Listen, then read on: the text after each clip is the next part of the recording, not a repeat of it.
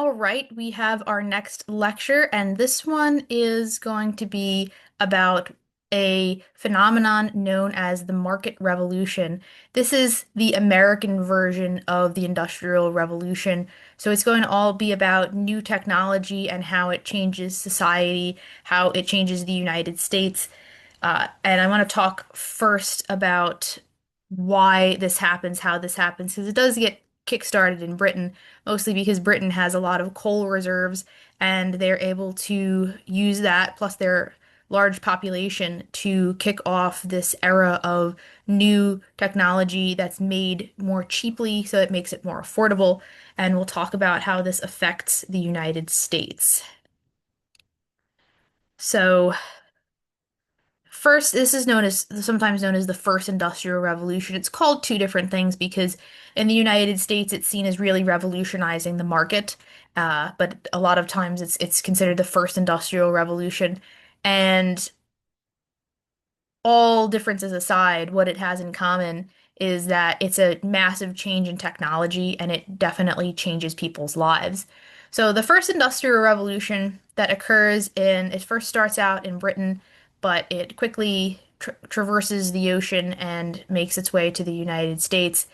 This industrial revolution, what that means, what an industrial revolution means, what this one is about, is that it is the mechanization of manufacturing processes. So this is when a lot of things that had been done by hand start to be done by machine. There are new inventions, new labor-saving devices that revolutionize or change how people work. Most of it is early 1800s, post-war of 1812, up to about the 1840s. When I say this, I mean things that were done by hand, things like sewing with a needle and thread. You thread the needle and you sew clothing with just your hands.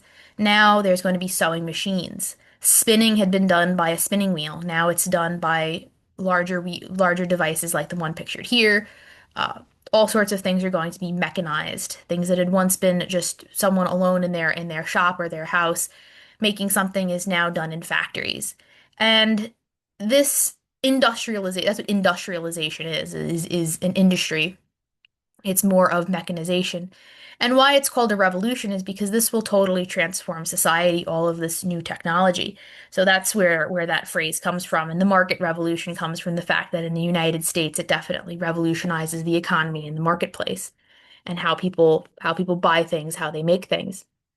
And what's important to keep in mind is how does this happen in the first place? We know what it is. It's a mechanization of manufacturing, but how does it happen? And the reason why this happens is, especially in the United States, is because there are changes in the global economy that help facilitate this industrialization. Some of those changes, I'll help answer this question for you. What are the changes that happen globally that kickstart an industrial revolution or a market revolution? One of it is there is a lot more sophisticated exploration going on. We talked about the Columbian Exchange and all that early era of exploration in the 1400s. Well, by the 1800s, ship technologies have been improving because they've had plenty of trial and error and time to improve upon it. Now there are more people able to explore further. People and merchants are trading internationally, exploring more of Asia and Africa, and they're discovering new resources to exploit, new places to get things. Especially Africa has a lot of palm oil. Palm oil will serve as an industrial lubricant. So they're finding new resources to help fuel this industrial revolution. There's also a lot more population growth in the early 1800s. The Little Ice Age is finally over. Temperatures are starting to warm. There is more food being produced, and then you have a higher population. So you have a surplus amount of people looking for work. And when you have that, you have this available labor pool. You have people that are going to be willing and able, maybe more able than willing sometimes, to work in factories and help produce goods that are going to be made by machine. All right, so first question, the one right up there on the board, what were some changes in the global economy that led to industrial revolution? And I talked a little bit too, I already indicated this, that one of the things that really characterizes a market revolution or an industrial revolution is the mechanization of the textile manufacturing process. A textile just refers to anything made of cloth. clothing, sheets, anything cloth based, anything fiber based is a textile. And the mechanization of textiles is really the first thing that kickstarts the Industrial Revolution in Britain that will later have an effect on the United States. So, some of these things that revolutionized the textile or cloth making industry is in 1764, an English weaver named James Hargreaves invents a spinning device that spins 16 spools of cotton at once. So this, I don't know if it's left or right on your screen, but it's the one with the giant wheel and no person in it, that picture. That's something of a spinning jenny. It's a device that spins multiple spools of thread. You have your fiber, your animal fiber, and you spin it from just being a big bundle of fiber into thread. This device does that with 16 spools at once. I don't know how, I didn't count the spools on here, but this is essentially what a spinning jenny does, is it allows you to crank a wheel and you can spin multiple spools of fiber into onto a spindle. So the previous method of doing it had been this is like this picture over here. Like I think it's a woman sitting there at a spinning wheel.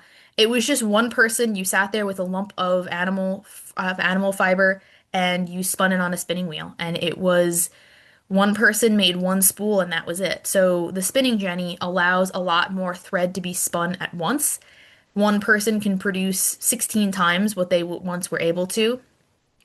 So it makes the production of textiles a lot faster and therefore cheaper because if you're moving a lot quicker, you're getting a lot more done. It doesn't cost as much. It also makes the thread a lot stronger because you have an even tension, whereas just one person at a spinning wheel is not going to be able to maintain tension throughout evenly. So it makes for a better product and it makes for thread to be a lot cheaper. The spinning jenny is improved upon in 1769. Another English inventor, Richard Arkwright, invents something known as the water frame, which uses water power to power the spinning jenny. So instead of a person just sitting there cranking the wheel to spin thread, you have a water wheel turning, and he adds more spools. The water frame can spin 96 spools of thread at once. That's a lot of thread. Um, so a lot of these textile innovations are brought to the United States.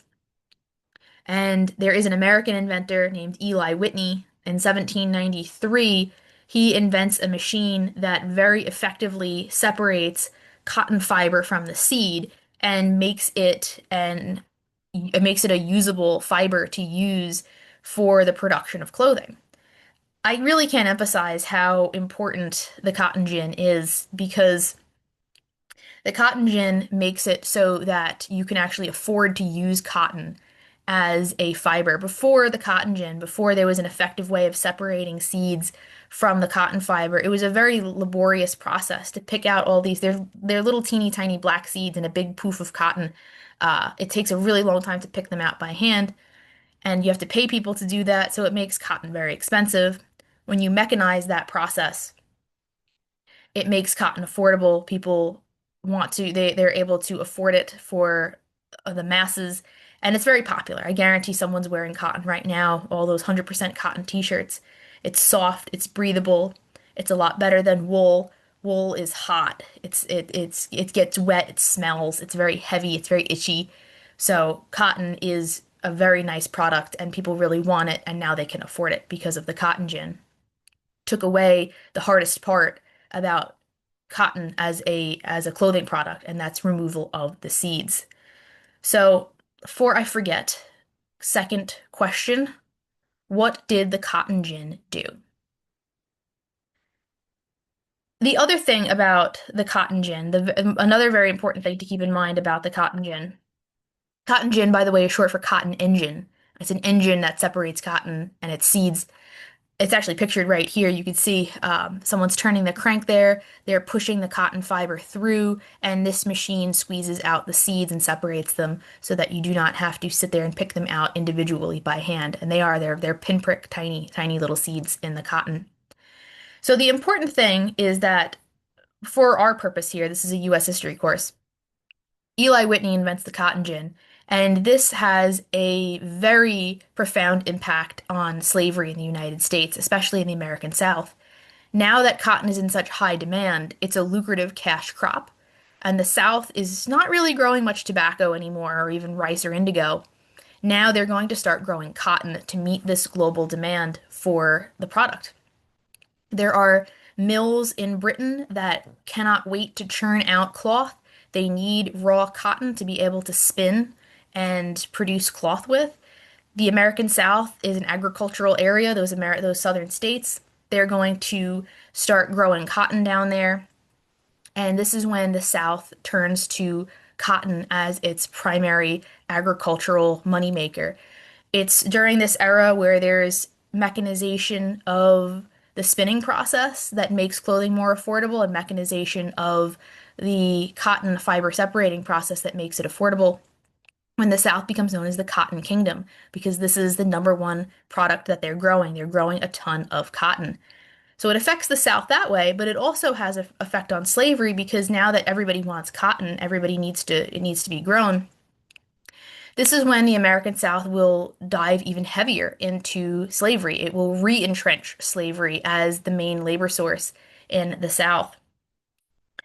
In the South, the enslaved population had been about zero point 0.9 million by 1800, but with the invention of the cotton gin and the mechanization of these products, the demand for cotton, the enslaved population jumps to about 4 million by 1860 on the eve of the Civil War. So the cotton gin, this textile industrialization really does have a very tangible effect on slavery in the United States. It leads to an increase in slavery. The enslaved population grows correlated with the growth for the demand of cotton because now there's another product that demands a labor source to use to harvest and process it. All right, next question. What effect did cotton and cotton production and the cotton gin have on slavery in the American South? So, what is the relationship between those two things? And with that going on, with this growing demand for cotton, there's also a growing demand for more territory in the United States, a demand to spread further and further west into all of those areas that the United States had a claim over or would like to have had a claim over. Because cotton is a very nutrient exploitative plant.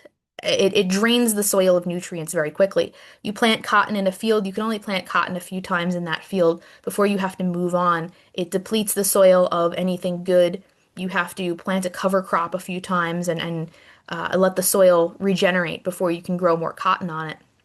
You can't keep planting cotton year after year for decades in the same spot because you will wear the earth out. So you have to keep adding new territory in to grow cotton on to keep up with the demand. So planters in the South, they're using enslaved labor to plant more and more cotton, but they're running out of viable cotton growing land because they're simply wearing it out. So they start looking west to have more land to grow cotton on. And a lot of the debate as the United States looks to expand west is whether or not any new states added to the country should allow slavery or not, because some states have made slavery illegal or it's simply not very heavily involved in the economy there. And some states, like the southern states, are slave states where slavery is legal and very important to the economy. So, as the question arises where new states are looking to add to the Union, you have these territories.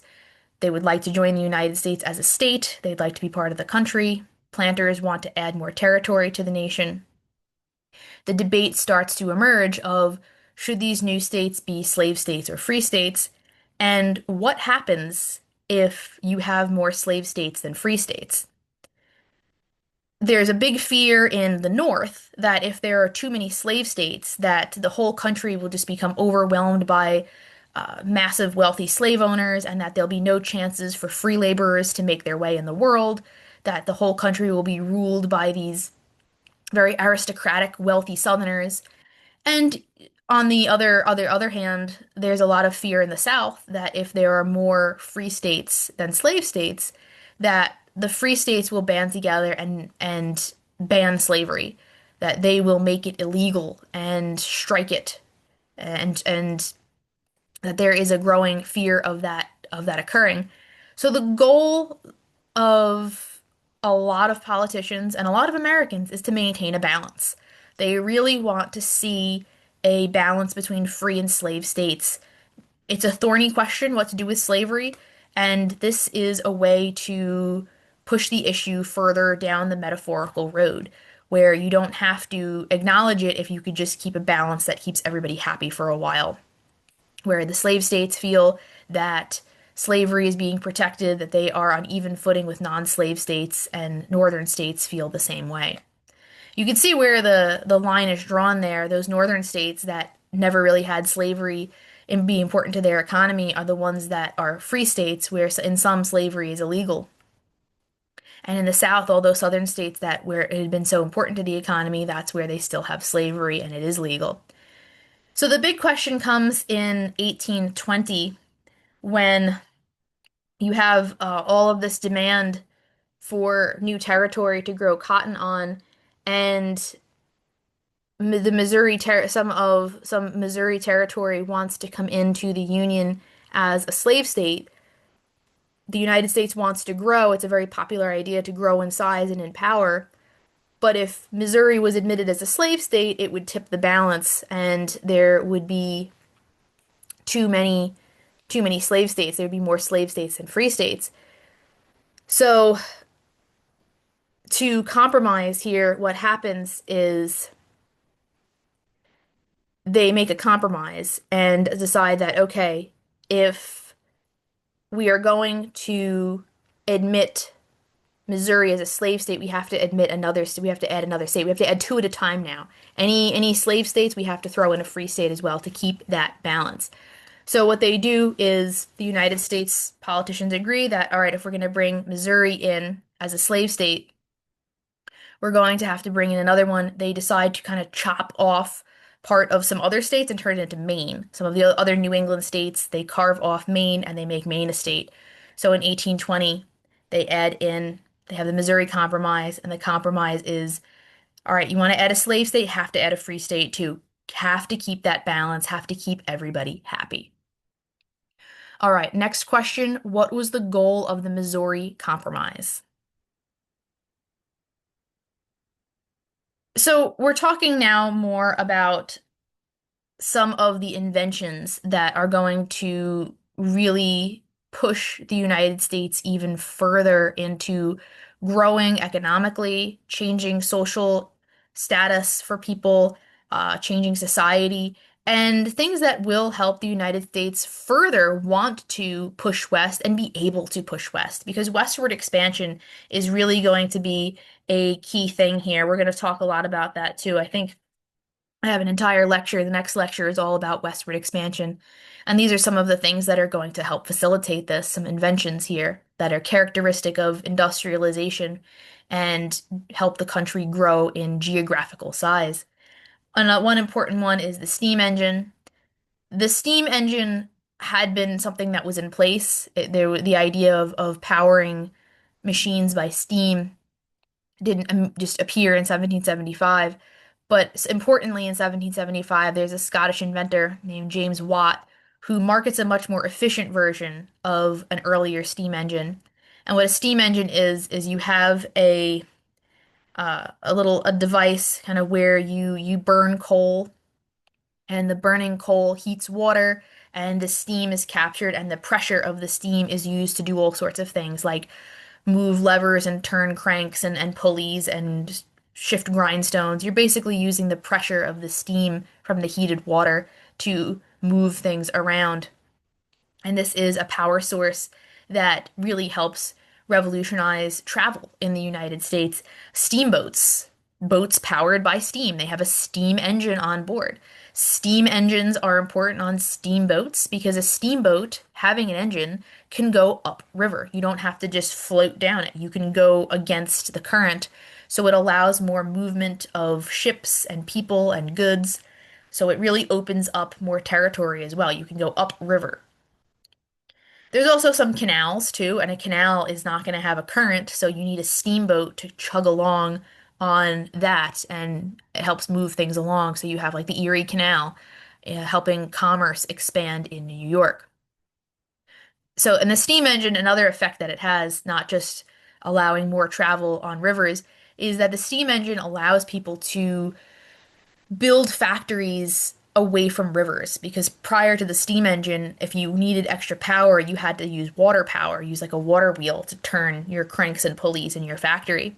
With the steam engine, you could just build a steam engine anywhere. You can plop a factory down in the middle of the woods if you wanted to. If you just have a steam engine, you're not reliant on water power anymore. So it allows more factories making goods to be constructed. Okay, question here. What effects did the steam engine have? And I'm hinting at another one here. Another effect of the steam engine is that it allows for the growth of railroads, steam-powered locomotives, like pictured here. They're powered by steam. You shovel coal into the engine, the steam makes the engine go, and railroads, they use that power to go forward, to go up and down hills. And railroads really do allow for the faster and easier transport of all sorts of resources. You can get resources to a factory, and then those finished goods made from those resources out to the consuming public. You could also move people around a lot quicker. And the effect that, so railroads are important for really changing commerce, because you build rail lines start to grow post-War of 1812 in the United States. 1830s, 40s, 50s, railways are expanding, really connecting the country, facilitating the movement of goods. But they're also increasing the demand for coal and iron, because you need coal to power railroads, you need to power these steam locomotives, and you need iron just to build the things. I mean, iron, you have the rail tracks, you have the engines themselves. So you have a lot of railways that help industrialization and also require industry, requires these industrial products like coal and iron to help power them. It also helps people move around a lot too. I mean, perceptions of time change because of railroads. It used to be days to either ride a horse or just walk somewhere. Now, maybe a few hours you could take a train somewhere. It shrinks people's worlds. They see things as being a lot closer. They can expand out, they can travel further, maybe leave their hometowns. Prior to this, not many people really went too far from home. Now the railroad allows more of that travel and personal expansion. Your question for this one is, what effects did railroads have? Speaking of just expanding stuff and expanding the reach of people, communications start to become industrialized. And one of the famous American inventions is the telegraph, invented by Samuel Morse in 1838. First introduces the idea of communication via little signal sent by a device that's pictured here. Have you ever heard, like in an old movie, that little dee dee dee dee dee dee dee sound going on? That's a telegraph being sent. Someone tapping a little device uses a series of dots and dashes to kind of send Morse code messages named after Samuel Morse across telegraph wires. And you can send messages as long as there's a wire strung between two telegraph facilities. You can tap the little device and it will carry the signals across the wire, and it will be read on the other side. The device will tap, you'll be able to read the code and communicate across vast distances. It's the design of a telegraph, of being able to send telegraphic messages, is finally made commercially available and affordable by 1848, 1844. And the really important thing about this is it for the first time really allows instantaneous communication, just like we would be able to send text messages today, where you send it and it arrives really quickly, provided you have service. So it really reduces the amount of communication time needed for businesses. So you have more business deals made quickly. People are communicating stock offers and trading. This is, the beginning of industrialization of communication, that instantaneous nature of it. The fastest thing before this was just you had to ride a horse somewhere to carry yourself or a letter to someone else. Maybe a railroad might be able to carry mail, but telegraph is instantaneous. The message gets sent and it arrives at a facility going across telegraph wires. All right, next question. What effects did the telegraph have? Talking more about we talked a little bit about some of these inventions, and now I want to talk a little bit about the factories and what's going on within them, because it's going to change work patterns and lead to a lot of Americans working in factories, especially ones that are producing textiles and machinery. So it's going to lead to different labor systems and production methods than people were used to. Prior to this, most people were used to working in their own homes, working at their own pace, working on farms. Now you have this demand for for industrial workers, and you're going to have more individuals that are going to be working kind of on the clock or for a boss. And probably one of the biggest differences is you're not getting paid per product you make and not getting paid to work kind of whenever you manage to produce something. You're getting paid as a wage. You're getting paid for the amount of time you spend in factories. And when this first takes off, it really doesn't sit very well, especially with men, because they'd been used to working at their own pace, and having a lot more freedom in their employment. So many of the individuals who fill these wage positions in factories are women who are happy to earn some money maybe before they get married or start a family. And in 1814, with its heyday up until about 1823, there was a mill in Lowell, Massachusetts that was called the Lowell Mill that was a textile factory where they spun fibers into thread and wove cloth that started a new system of work for women. They provided boarding houses and wages for women to work, and the women who labored in them were known as the mill girls. It was all considered very respectable. There were chaperones, there were nice dorms, they were able to work in these factories, as is the little sketch here, doing their weaving work. They would make money, and a lot of the mill girls felt that this was a great opportunity to bank some cash before getting married and starting a family. Some of them felt that if their families were impoverished, this was a way to help out their parents, take care of their siblings. Um, and it was something that was seen as good for many, but there were plenty of complaints that came out of this. There's a famous critic of the mill girl system. One of the mill girls was a girl known as Sarah Bagley, and she would publish pretty scathing reports of this factory work in labor journals in the 1830s and 40s, where she often compared the work to slavery because she felt that a lot of the women didn't have a choice. They weren't there because they thought this was a great way to pass the time. They're doing it because they have no other options. Their parents are impoverished. They have no other choice in life. The only way to stay alive and be able to afford food is to work in this factory. And she describes it as fairly backbreaking work where you're in constant danger of machinery kind of pulling off your fingers and cutting you or falling into some grinding parts and pulleys, breathing in all of this cotton dust, standing all day. You're not really allowed to sit. So some people saw it as a benefit, as a way for women to earn money, but other women like Sarah Bagley saw some of the darker side of industrialization where it did take advantage of certain populations, and it wasn't always the most enjoyable or safe work. And this is something that will not really be solved until the 20th century, where there will be more of a push for workplace regulations and safety to protect workplace accidents and to protect individuals who are in these factory positions.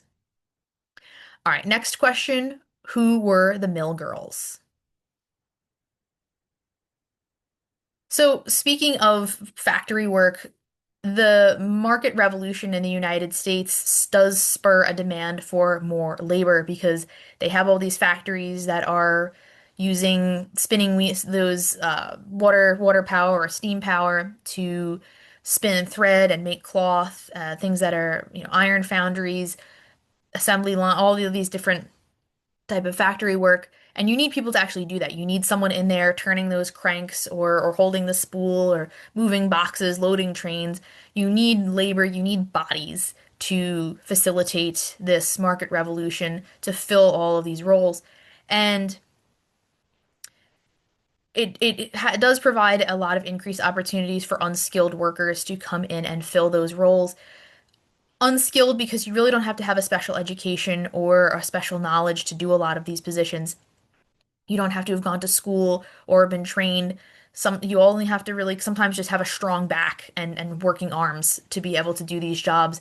Maybe it'll take you 5 minutes to learn how to stack big pieces of iron onto a train, or how to properly turn a crank in a factory. It doesn't take um, a lot of training to get workers who will sufficiently be able to do these jobs. So this ends up being very good work for incoming immigrants, particularly from Germany and Ireland, because a lot of them are coming to the United States looking for these unskilled jobs because they do not have any skills. And a lot of times they're going to struggle when they do get to the United States with not speaking the language for those coming from Germany, or coming from an impoverished background and simply eager to take whatever money-making positions they possibly can, particularly immigrants coming from Ireland. It's during the 1840s that Ireland suffers from the potato famine, as pictured here. There was a lot of very impoverished people and people starving to death in Ireland because of the potato blight and some of the actions taken by the British government. And they're looking for new opportunities. They come to the United States. They're very, very eager to take these low-paying positions because it's better than what they had in their own countries. So this leads to a rise of something known as nativism, because you have um, a lot more people from other countries coming to the United States. And nativism is a belief that your own country is superior, you want things to benefit your own population, that outsiders are going to somehow pollute or destroy the social and economic fabric of your own country. And you want to prioritize and elevate the native people that live there, like Americans who have been there for decades, who helped create the country. So anybody with really like an Anglo background, if you'd come from England or something like that, that was who was on the social hierarchy, that was who was sort of the best type of citizen. And there was a lot of fear that it was going to be Germans and Irish immigrants who are not going to really understand how the country works, and that they were going to somehow dilute the the processes that Americans valued, like democracy and that republican system. Um, So there is a lot of nativism going on, a prejudice against outsiders, and a prioritization of people who are considered native to the country. All right, next question. What is nativism? Why did it rise during the market revolution? And when I'm talking about nativism, I just want to give you a little bit more of a graphic example of that. This is a political cartoon from the era. The Irish, I said, were attracted to the United States because it had job opportunities for unskilled workers, so they're going to fill them. The potato famine is kind of pushing them out of Ireland. A lot of Germans were attracted to the religious freedoms and job opportunities that the United States had, but both groups were considered threats to the country, and those are the groups that really triggered a lot of that nativist sentiment, a lot of that idea that there was something really wrong with these groups, or that they were not going to be compatible with the United States. And I think this cartoon really illustrates a lot of the biggest fears that Americans had regarding these two immigrant groups. Both of them were seen as just wildly alcoholic drinkers here. I mean, the Irish were always associated with just guzzling whiskey all the time, Germans and their lager beer, that they were going to bring this just wave of alcoholism with them to the country. And there was also a sense that these two groups would kind of flood the country with their population. They would, as pictured here, that's, I don't know if you could see it on your screens, but what they're marching off with is the ballot box. They're going to start voting in ways that a lot of Americans didn't agree with and sway the country's politics because they are new to the country, very uninformed. And while Americans are busy fighting each other between one another over various issues, as pictured in the background here, these two immigrant groups were going to dance off with the ballot box and change the course of American politics in a unfortunate or undesirable way somehow. There's also some religious issues going on. The Irish were heavily Catholic, and even though there was no one official religion of the United States, it was a fairly heavily Protestant country. And it was just seen as totally incompatible in so many different ways. So this this idea of the society crafted by those of British descent is just not going to work with all of these new immigrant groups. So there's a lot of friction, a lot of social tension arising because of the market revolution and because of the job opportunities it offers for unskilled workers. All right, final question. How did Americans feel about German and Irish immigrants based on this image? Next time we are going to talk, the next lecture of this course is going to be about westward expansion because this process of industrialization really does help facilitate westward expansion and really vice versa because opening up the West will bring new resources that will help industrialize the country and the market even further.